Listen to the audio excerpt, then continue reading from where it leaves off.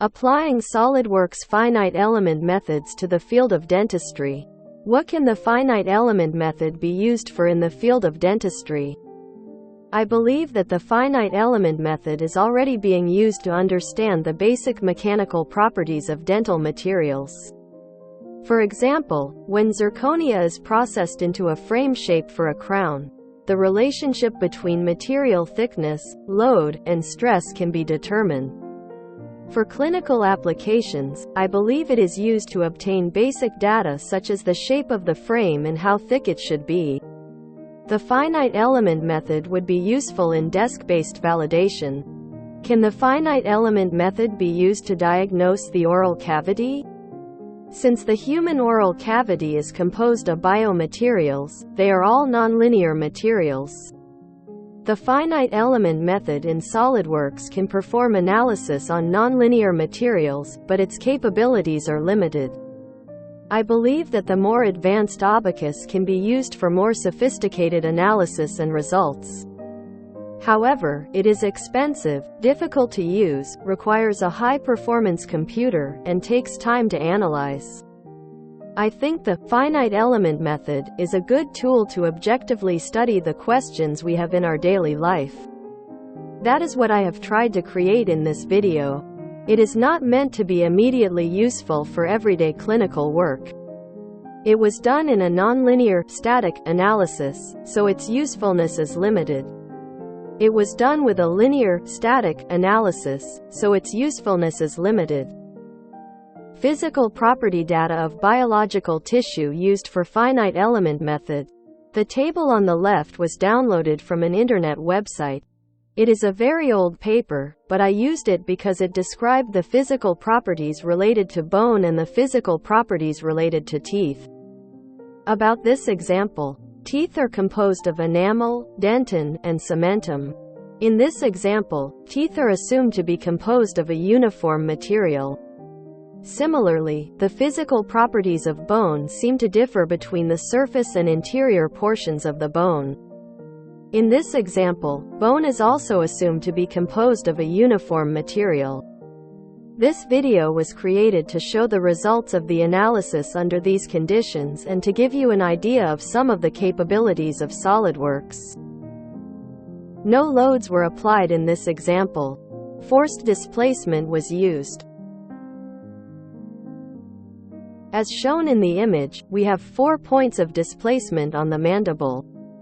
SolidWorks allows us to set the direction of the force in a straight line or in the direction of the axis of rotation as the direction of load application. If you want to know that, when a force is applied to a tooth, this degree of stress is generated in this area, you can simply apply a linear load to the appropriate part of the occlusal surface.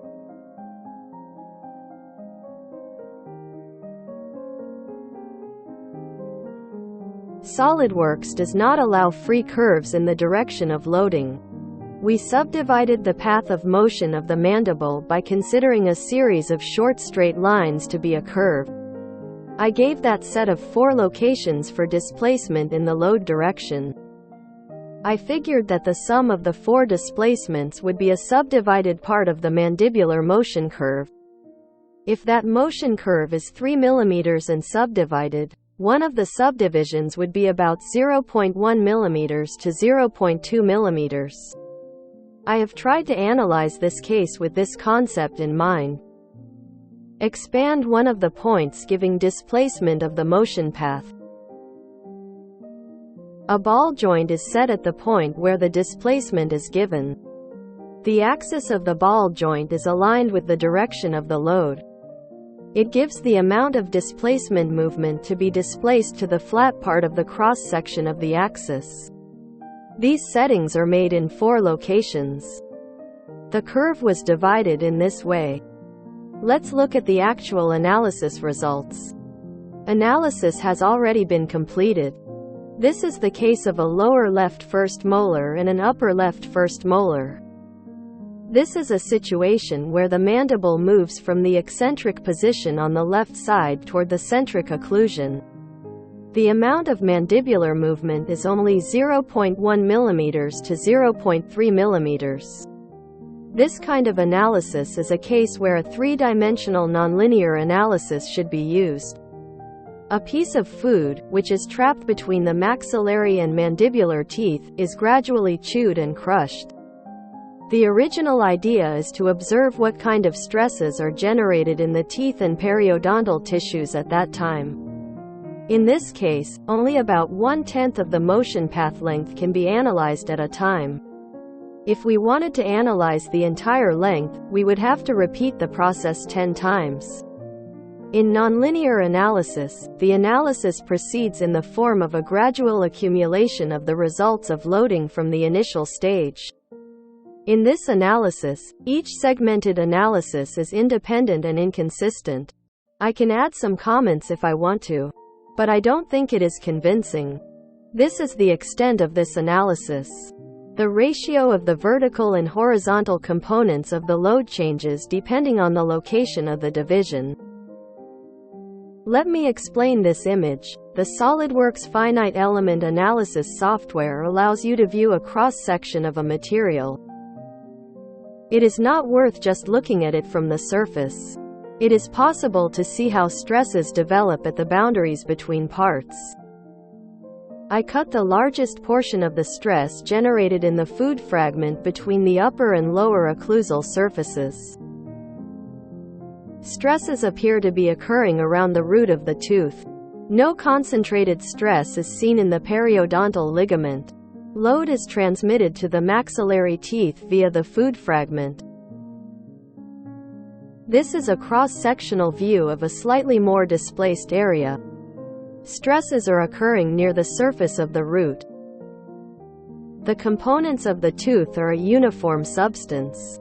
There is no distinction between enamel, dentin, cementum, etc. If we had set that much detail, we would have seen a different picture. We analyzed the analysis at the location of the motion path, which is a bit more advanced than the previous one. Last time we were at this point, but this time we proceeded along the exercise path and moved here. Cross-sectional view as before. The position of the motor pathway was advanced. The position of the mandible has changed and the teeth have moved. The cross-sectional shape of the food fragment has also changed, and the stresses generated have also changed. We changed the shape of the food fragment. The root of the maxillary teeth in this case is implant. Stress is generated at the ball joint at the point where displacement is given. The only area of reference in this analysis is the bone around the teeth and roots.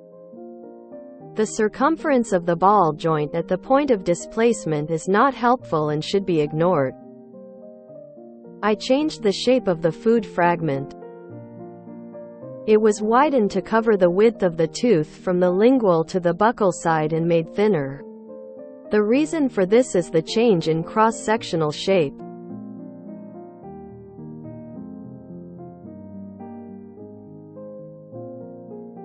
The reason for making the food pieces thinner is to make the stress changes more clearly visible. In reality, such food fragments do not exist.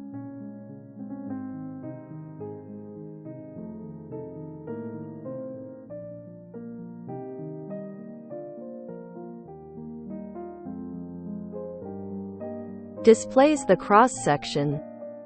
The setting is that the upper teeth were extracted and replaced with implants. The implants are made of titanium and the crown is a ceramic setting. When a cross-sectional view is displayed, the shadow image of the implant can be seen dimly. Some results will come out. If you think it is worth using, you should use it.